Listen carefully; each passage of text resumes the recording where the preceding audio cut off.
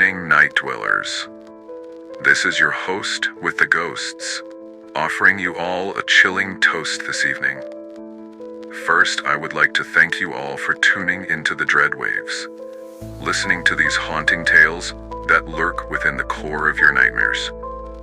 With that out of the way, let's get to the reason as to why you've all tuned in tonight.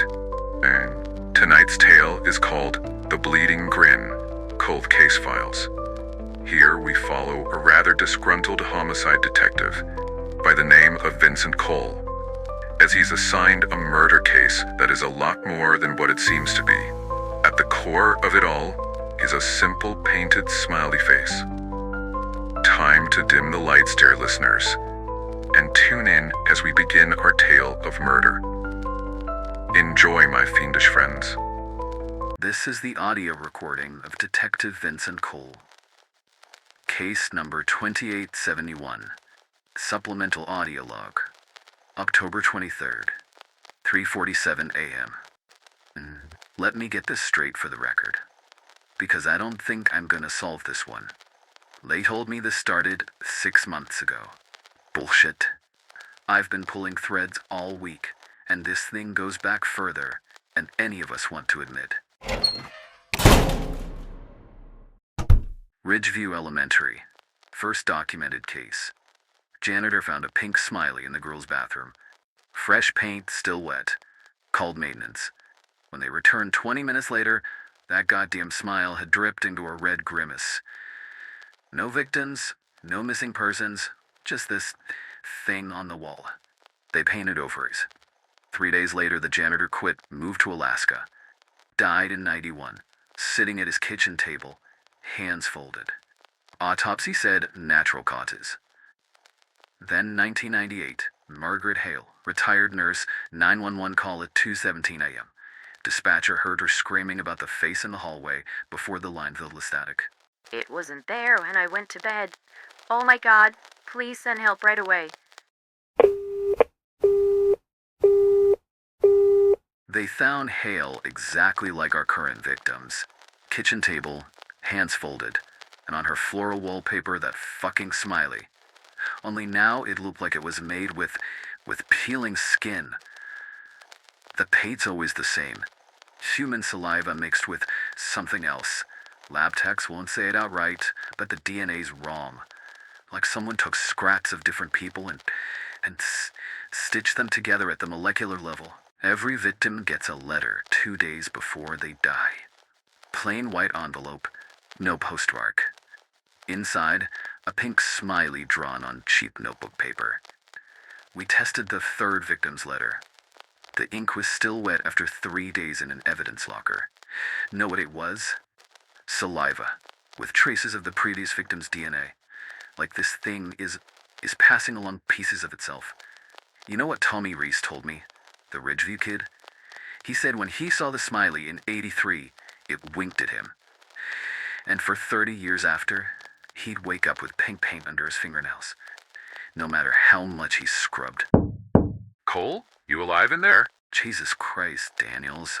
What the hell are you doing here at 4:13 in the goddamn morning? Mailroom just sent this up. Said it was marked urgent, detective's eyes only. Let me see it.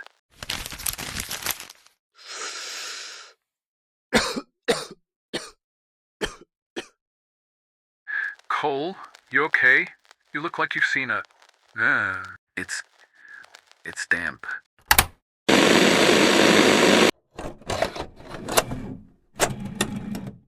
This is Lucy Cole, checking in with you all on my video diary here. Thank you all that have liked these video diaries and the advice you've given me along the way. It's helped a lot, especially this month. You see, I'm not sure how many of you know this, but I'm the daughter of Vincent Cole. Detective Cole is the name you all probably know him as. About 4 years ago, my father was called into work early. As mentioned, he was a detective with the local police department. His boss, Chief Ross, called him in to start consulting on a series of unsolved murders that have been taking place here lately. Dad really didn't go into much details about his work to Mom or I. He tried his best to keep work separate from home. He was a really remarkable guy like that. But the day he was assigned that case was the day our lives changed forever. My dad, the forever optimist and fun-loving guy, became withdrawn, increasingly paranoid. Whenever he was home, which would start to become a rarity, he was always checking the locks on our doors, the windows, hell, even the attic. He always seemed so sure that somebody, someway, somehow was going to break into our home. Set up security cameras, bought my mom and I a taser for self-defense. Then, when he wasn't home, he would spend hours at the office, chasing down leads, interviewing potential witnesses about the case. He became obsessive with his case, with the killer involved in these crimes. Then, all of a sudden, my dad just vanished.